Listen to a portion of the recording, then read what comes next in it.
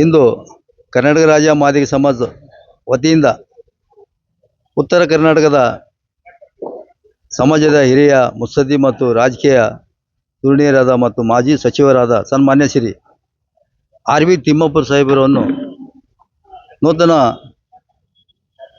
ಮುಖ್ಯಮಂತ್ರಿಯಾದಂಥ ಸನ್ಮಾನ್ಯ ಶ್ರೀ ಡಿ.ಕೆ. ಶಿವಕುಮಾರ್ ಅವರ ಸಚಿವ ಸಂಪುಟದಲ್ಲಿ ಮೊದಲನೇ ಪಟ್ಟಿ ಅವಧಿಯಲ್ಲಿ ಸನ್ಮಾನ್ಯ ಶ್ರೀ ಆರ್.ವಿ. ತಿಮ್ಮಾಪುರ ಸಾಹೇಬ ಅವರ ಒಂದು ಸಚಿವ ಸ್ಥಾನವನ್ನು ಕೈಬಿಟ್ಟು ಇರುವುದರಿಂದ ಮುಂದಾದರೂ ನಾಳೆ ನಡೆಯುತ್ತಿರುವ ಎರಡನೇ ಪಟ್ಟಿಯ ಸಚಿವರ ನೇಮಕಾತಿಯಲ್ಲಿ ನಮ್ಮ ಉತ್ತರ ಕರ್ನಾಟಕದ ಹಿರಿಯ ನಾಯಕರಾದ ಆರ್.ವಿ. ತಿಮ್ಮಾಪುರ ಸಾಹೇಬರನ್ನು ತಾವು ಅವರ ಹಿರಿತನವನ್ನು ಅವರ ಆಡಳಿತವನ್ನು ಪರಿಗಣಿಸಿ ಈ ಒಂದು ಉತ್ತರ ಕರ್ನಾಟಕ ಭಾಗದಲ್ಲಿ ಅತಿ ಹೆಚ್ಚಿನ ಮಾದಿಗ ಸಮಾಜವನ್ನು ಹೊಂದಿರುವ ಕಾರಣ ಮಾದಿಗ ಸಮಾಜಕ್ಕೆ ಒಂದು ಅಭಿವೃದ್ಧಿಯ ಮತ್ತು ಸಾಮಾಜಿಕ ನ್ಯಾಯದ ಅಡಿಯಲ್ಲಿ ಉಚಿತ ವಿದ್ಯುತ್ ಯೋಜನೆಗೆ ಧಕ್ಕೆ.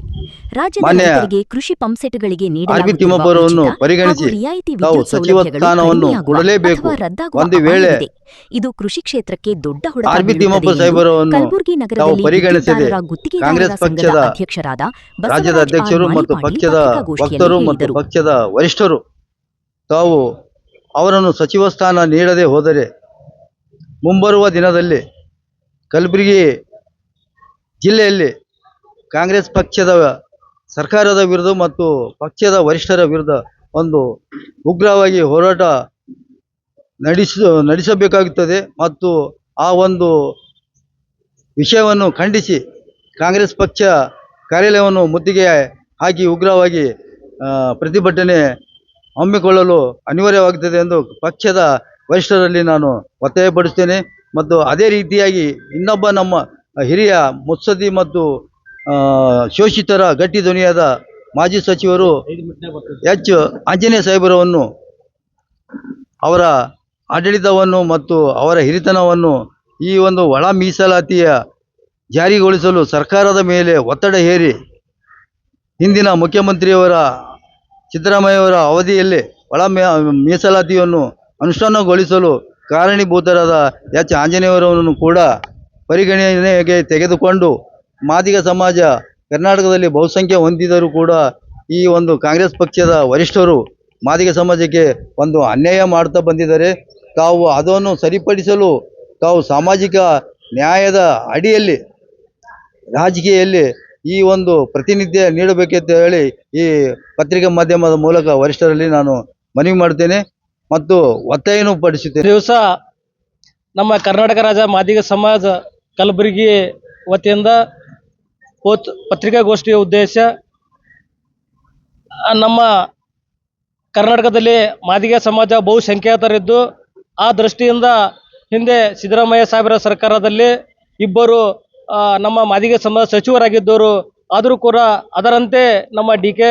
ಶಿವಕುಮಾರ್ ಸರ್ ಅವರ ಒಂದು ಸರ್ಕಾರದಲ್ಲಿ ಇಬ್ಬರನ್ನು ಸಚಿವರನ್ನು ನೇಮಕ ಮಾಡಿಕೊಳ್ಳಬೇಕು.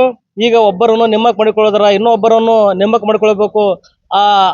ಅವರೊಬ್ಬರಲ್ಲಿ ನಮ್ಮ ಕೆ.ಎಚ್. ಮುನಿಯಪ್ಪ ಸರ್ ಅವರು ಮತ್ತು ಇನ್ನೊಬ್ಬರು ನಮ್ಮ ಆರ್.ವಿ. ತಿಮ್ಮಾಪುರ ಸರ್ ಅವರನ್ನು ಈಗ ಎರಡನೇ ಪಟ್ಟಿಯಲ್ಲಿ ನೇಮಕ ಮಾಡ್ಕೊಳ್ಬೇಕಂತೇಳಿ ಹೇಳ್ತಾ ಇದ್ದೀನಿ.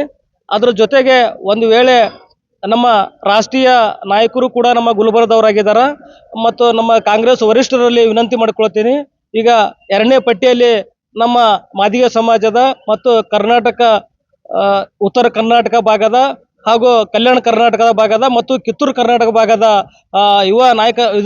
ಹಿರಿಯ ನಾಯಕರಾಗಿರ್ತಕ್ಕಂಥ ನಮ್ಮ ಆರ್.ವಿ. ತಿಮ್ಮಾಪುರ ಸರ್ ಅವರನ್ನು ಡಿ.ಕೆ. ಶಿವಕುಮಾರ್ ಸರ್ ಅವರ ಒಂದು ಸಂಪುಟದಲ್ಲಿ ಸೇರ್ಪಡೆ ಮಾಡಿಕೊಳ್ಬೇಕು.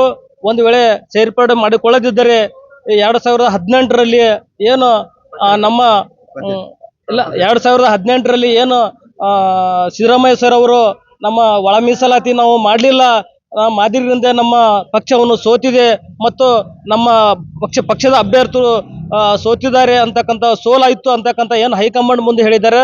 ಹಾಗೆ ಮುಂದೆ ಬರ್ತಕ್ಕಂಥ ದಿನಗಳಲ್ಲಿ ಕೂಡ 2028ರಲ್ಲಿ ಕೂಡ ನಾವು ಏನಪ್ಪಾ ಅಂತಂದ್ರೆ ನಮ್ಮ ಆರ್.ವಿ. ತಿಮ್ಮಾಪುರ ಅವರಿಗೆ ಒಂದು ಸಚಿವ ಸ್ಥಾನ ಕೊಡ್ಲಿಲ್ಲಪ್ಪ ಅಂತಂದ್ರೆ ಅದೇ ಪರಿಸ್ಥಿತಿ ಮಾನ್ಯ ವರಿಷ್ಠರು ದಿಲ್ಲಿಯಲ್ಲಿ ಮತ್ತೆ ಹೇಳ್ಬೇಕಾದ ಏನಂತಂದ್ರೆ ನಾವು ನಮ್ಮ ಮಾದಿಗರಿಗೆ ತಿಮ್ಮಾಪುರ ಮಾದಿಗರಿಗೆ ಹೆಚ್ಚಿನ ಒಂದು ಸಚಿವ ಸಂಪುಟದಲ್ಲಿ ಸೇರ್ಪಡೆ ಮಾಡ್ಕೊಳ್ಳಿಲ್ಲ.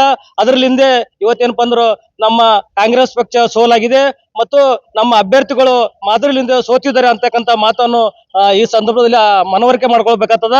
ಅದಕ್ಕ ನಮ್ಮ ಕಾಂಗ್ರೆಸ್ ಪಕ್ಷದ ವರಿಷ್ಠರಿಗೂ ಮತ್ತು ನಮ್ಮ ರಾಷ್ಟ್ರೀಯ ನಾಯಕರು ಗುಲ್ಬರ್ಗದವರಾಗಿದ್ದಾರ, ಅವರಿಗೆ ಇವತ್ತೇನಪ್ಪ ಅಂದ್ರೆ ವಿನಂತಿ ಮಾಡ್ಕೋತೀವಿ. ನೋಡ್ರಿ ಸರ್, ನೀವು ನಮ್ಮ ಮಾದಿಗರೇ ಬಹುಸಂಖ್ಯಾತ ಆಗಿರ್ತಕ್ಕಂಥ ಮಾದಿಗರೇ, ನೀವು ಸಚಿವ ಸಂಪುಟದಲ್ಲಿ ಆದ್ಯತೆ ಕೊಡ್ಲಿಲ್ಲ ಅಂದ್ರೆ ನಾವು ಎಲ್ಲ ಉಗ್ರವಾದ ಹೋರಾಟ ಮಾಡ್ತಕ್ಕಂಥ ಒಂದು ಸನ್ನಿವೇಶ ಬರಬಹುದು ಅಂತಕ್ಕಂಥ ಮಾತನ್ನ ಈ ಮಾಧ್ಯಮದ ಮುಖಾಂತರ ತಮಗ ತಿಳಿಯ ಬಯಸುತ್ತೀನಿ.